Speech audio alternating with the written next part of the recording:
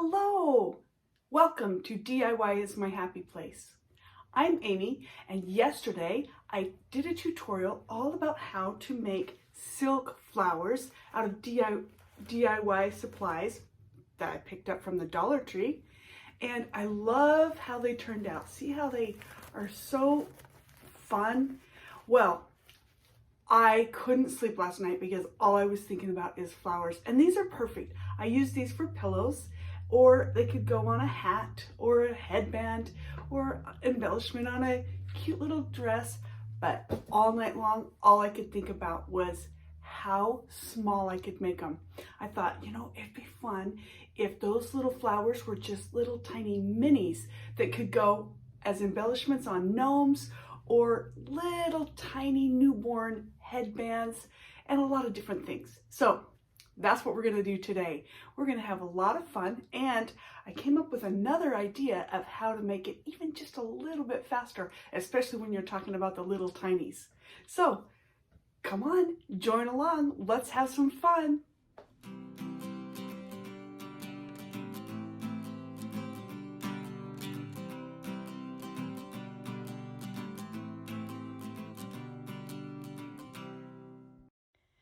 This video is a part 2 of a video that I did yesterday that teaches how to make fabric flowers. Now, I made some, and if you haven't seen it, check out the link below, and it gives you all of the how-to in order to make these flowers. Now, today's tutorial is going to be a little bit different. I'm going to be making much smaller flowers using a little different technique because I was just wondering if this would work. Now, this is the same pillowcase that I was using with my tutorial from yesterday, and I had some marker spots on it that I didn't end up using, and that's okay because we're going to be burning the petals of this, and so they won't even show up anyway. So what we're going to do is, first of all, fold this in half, and instead of using my templates, which I did before, because it's going to be so much smaller, I'm actually going to be just cutting it out with a ruler. And I forgot that I even had this, what do you call these, like circular fabric cutters. And all of a sudden I realized, wait, I have one of those. And I don't know, those of you who come to my channel quite often know that I am not a seamstress. So these kinds of things are not things that I just normally have on hand, but I did pick this up sometime along the way, and I realized, hey, this would be a lot easier to cut with a circle cutter. So what I'm doing here is, rather than having a template that makes each cut just a little bit bigger, a little bit smaller, they each need to be sizing down. I like to think of this like a Russian doll that, they fit inside. So one's just a little bit smaller than the next, and the next. Well, that's the idea of this. And so I'm just going to use up the rest of my fabric that I have here and create some squares. That's what we're trying to get to, is squares that each one is just a little bit smaller than the other. Now, these don't have to be perfect because we're going to be melting the fabric, and it just doesn't matter if it's exact. So you really can eyeball it and just go, okay, this one's bigger, this one's just a little bit smaller, and so on. Now, we're just going to cut these into squares. So I have 5 sections, and each one I'm going to be turning into squares. Now, I'm just cutting off the parts that have seams, and I won't even be using that. But other than those little tiny pieces, I'm going to use every single bit of this pillowcase that I picked up from the Dollar Tree. And now I'm going to go on with this one and cut it down. Now, the thing that I was thinking about, which is a little different than the other ones, I'm going to show you here in just a minute. But the main thing, I was thinking of this. My son used to take piano lessons. And I remember when he was taking piano lessons, his piano teacher said, you need to learn the rules before you can break them. And what she was trying to say is learn the the rules about playing the piano. And then once you know the rules, then you can start playing other ways, like jazz or whatever, where you're not going with the same rhythm or whatever. And I feel like the same thing goes with these flowers. You need to learn the rules or the basics of it, or otherwise this all looks very confusing. And that's why I recommend you watch my other video first before you watch this one with the templates, and it really helps to give you an image of what it is we're going for here. But this one is going to be like breaking all the rules, because we're going to do everything differently, and it looks a little bit chaotic. Okay, so now that I have them in squares, look at that. It was just minutes how much faster this is. Okay, so I have them all in my squares, and I want to line them up. And I will say, even though I had them all in a straight line, I started to get confused, like which one's bigger than the one before.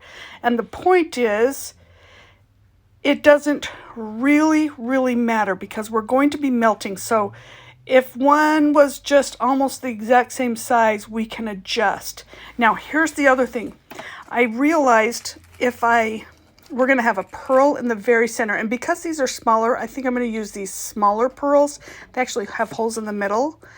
But we're going to try something different. Now, yesterday's tutorial, we cut these into circles before we started melting. But in this case, I'm keeping them square, and I'm just going to try to make the corners melt in a little bit more. And because it's small enough, it won't really show that it's a square. And see, we're going to save ourselves that step of making them into a circle. So I have to admit, when I was thinking of this through the night, I was like, I wonder if there's a way, because that was the part that was taking quite a while. And I want to be able to make these faster than I was before, especially if I'm doing them for embellishments. I like to use these on my gnomes, and I make a lot of gnomes. So to be able to crank out some flowers, that just sounds perfect. And in some of my ideas that I have for making silk and satin, I say fabric flowers because you can use all different types of fabric. The one pillowcase that I have is made out of silk, and one is made out of satin, and then the table runner is somewhere in between. Maybe it's polyester, I don't know. So really any kind of fabric works for this, but you just want something that's shiny and in the color that you're wanting your flowers to be. So anyway, the point is that really anything can work. Now, if you're doing larger flowers like I have shown before, you do want to do the circles. But since these are so small, you're not going to notice that they used to be square and now they're becoming circular. And the reason why you don't want them square is an obvious reason, that flower petals in nature are not square, at least not these kinds of flowers that I've seen. So we're just going to melt those corners like so. Look how fast this is. What do I have? 1, 2, 3, 4, 5, 6. So I had cut 5 strips, but I made 6 petals out of it. And that's the nice thing too, is you can be a little bit flexible. Okay, so now the next thing is just to get our hot glue, put a little dot of hot glue around it, and hold it back, and we're having the colorful side towards the pen or marker in this case, because that's what you're going to see. Where you're putting the hot glue right there, that is going to be the back side or the bottom. You notice that, oops, yep, I turned that one the wrong way. You notice there's marker on this from when I was marking it up, and that's okay. It also got burned some. All of that doesn't matter. When I was burning it in the very center in order to make it crinkle a little bit more, I kind of burned a hole, and that's okay. Now I put this down on a piece of card foam core, but really anything is fine. And then you see I have my little tiny pearl, and I drop that in, and then if it doesn't land the way you really want it to, you can take a paper clip and turn it so that you don't see the hole. Now, once I got done, I noticed that it is still looking a little bit square, but not bad. So I just lit up my candle one more time and then just burned the very, very edges one more time where it was a little bit too square for my liking. Now you can see that that turned out great. So now I'm gonna try the satin pillowcase, which is white. I actually cut off a piece of this when I first bought it, just to make sure if it would actually burn okay, because I just didn't know if this would burn for flowers, and sure enough it did. Okay, so this one, like I say, one pillowcase is silk and one is satin, but I wanted to see if I could do just white flowers, completely white flowers. So I'm excited to try this. And these ones are going to be even smaller. So now I've done, this is about my 4th size. I guess it's my 3rd size that I'm showing on video. But I wanted to see how small I could make these flowers. So that might be just on the hat of one of my gnomes, or possibly for children's clothing. I don't know, just for different embellishments. So this is going to be a trial to see if this will work, and I'm pretty sure it will. So we're going to do the same thing that we did before, and I'm not even using a ruler this time. I'm just using my foam core as a straight edge, and each one of these strips is just a little tiny bit smaller than the one before. No measuring needed. I'm eyeballing it, and I'm just cutting these little tiny strips. And I know this is looking like, wait a minute, this might be too small, but I think it really will work. And then after I get the strips cut, once again, we're going to cut them into squares. So in this case, I'm going to do 5 layers and then trim them down. Now, I would love to hear what you would use little tiny silk flowers for. What type of craft would you put these kind of flowers on? I think that I like the thought of making little signs with fun quotes that actually have a flower attached to them. And I think that's going to be my next project. So yeah, that should be fun. Now, once I got these cut, I realized it's starting to be confusing, like which one is which size, and I don't want them to get commingled. So I needed a little container to keep them in, because I'm only going to do the flowers as I go. And I had these cute little egg things. They were with the Easter basket stuff at Dollar Tree, and they're actually shells, and I picked one up because I thought those are really cute. I'm going to have to use those for something, and actually now I'm going to use them for my containers to hold all my little petal parts until I'm ready to make flowers out of them. So here I am again, precisely measuring, not. I'm just eyeballing, cutting little tiny squares. And then I'll put all those little squares right here in my shell and go on to the next one.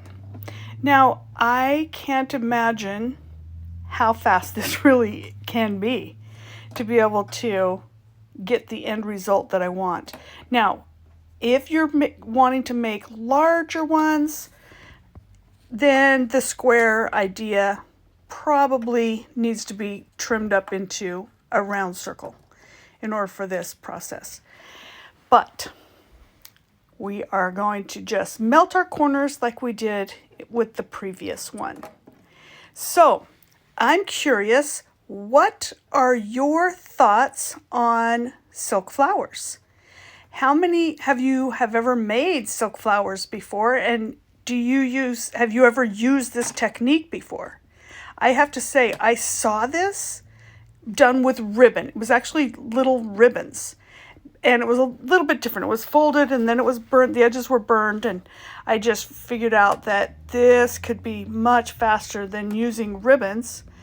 And but then after I tried to find that YouTube video again, and I couldn't find it. So I just don't think this is a real common thing to burn the edges. It looks like it could be pretty dangerous, but I just don't see it as being any worse than lighting your candles for your on your birthday cake. So I just started melting these, and sure enough, this fabric melts really nice.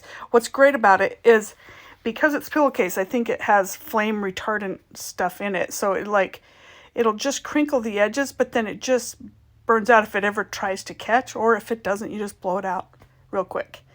And so it's definitely not something that you would want to do with small children, but it's pretty harmless. I was thinking, oh, this has got to be burning fingers, and really it doesn't, because you're just bringing it up right next to the heat and it just melts it really fast. And the only reason why I'm using pliers here is because they're getting so tiny now that, I mean, just getting that close to a flame, I could burn my fingers. So it's really just so I have more control over these little tiny pieces of fabric. Now look at this. These are tiny. I was trying to think, now how can I make this? They're so small. So I just used the back side of a paintbrush in order to be able to round these petals. Now I will say that hot glue, I probably should have heated up my tiny hot glue gun that does like little dots, or even possibly in this case using a different kind of super glue or something. But because they're so small, and in order to form them, I did get my glue, what do you call those little finger protectors that you can get from the Dollar Tree in order to keep from getting burned on the hot glue, because the glue was way hotter than what I was dealing with our little melting fabric. So yeah, on these little ones you do need something to protect your fingers.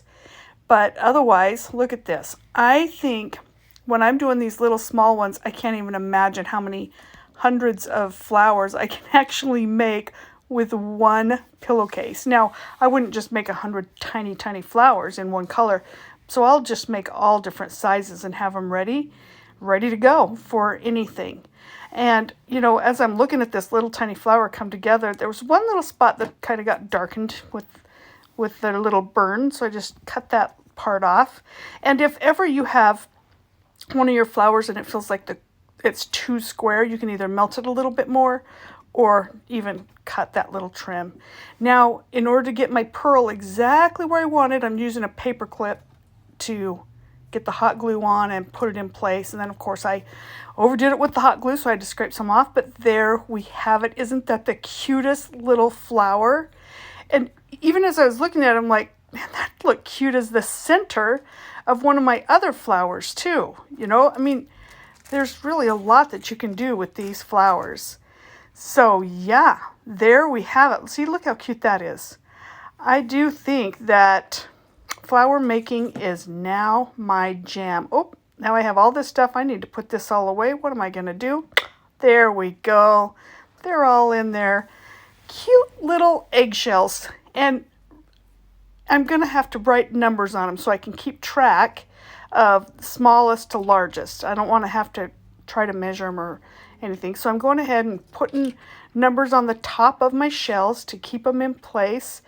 And I am just so thrilled with this craft. I have to say, there's sometimes when I'm just not sure if it's really going to work. Just because I'm thinking of it in the night doesn't mean it's going to work. And look at this. It can all fit together in one little basket and it won't be lost. Okay, let's face it. I am flower obsessed now. Aren't you? These are so cute and so tiny. And I've figured out a couple of things. I've made some with the green table runners and different things. Now, if you want to, you can use glue instead of hot glue, but let me show you an idea that works when you're using the little tiny minis, and that is put some hot glue right on your foam core and then dip the glue in, because it's so tiny that you tend to get too much hot glue. And this way you can have control over just the little tiniest bit of glue. Now this works the same with that cement glue or the other kind of glue, but the reason why I like using hot glue is it's cool and I can actually manage it immediately. Now, I did use the little fingertip things occasionally, but I found when I put the hot glue on the paper, it was kind of cooling off by the time I was putting it on. And so you have to kind of work fast, but it really does work. Now, if you use the other glue, you do need a pipe cleaner or something to hold it together until it dries. See, that's the difference in those two types of glues. And then I just have my little pearl, once again, that I put in the very center of my flower, and that's all there is to it. Now, I will say that as I've been making these flowers, I cut out 5 different spots. Oh, and anytime there's, you know, a part that's too burnt, especially with these white flowers, you may have to trim off just a little bit of it. And then, of course, you need to heat it up again so that there's no frayed edges. And that's all there is to it.